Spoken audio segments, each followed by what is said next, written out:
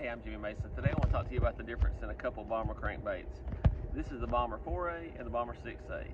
If you notice that the bodies are identical, and they're exact same size and weight, the bodies are identical. But the difference is the lips. And that makes each bait really different in how it acts in the water.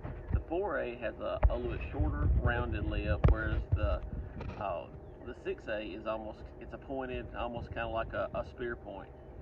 The 6A is going to have a lot tighter wiggle, and the 4A is going to have a much more pronounced, wider thumping action to it.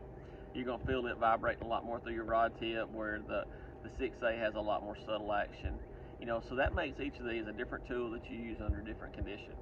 The 6A to me, it excels when it's cold water, when the water's in that 40s through the 50s, or you're fishing around a lot of people. And that's one thing that a lot of times fishing pressure, by using a crankbait with a lot more subtle action like a 6A, you'll get a lot of bites behind guys that are throwing harder, more just crankbaits that are going to be a lot more thump, a lot more rattles.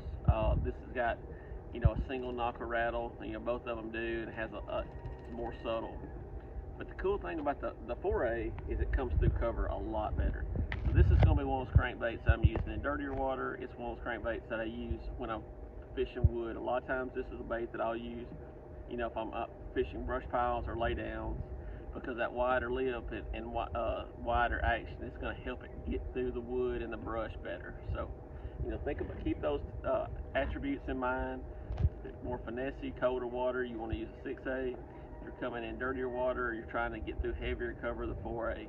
And both of them are dynamite fish catchers.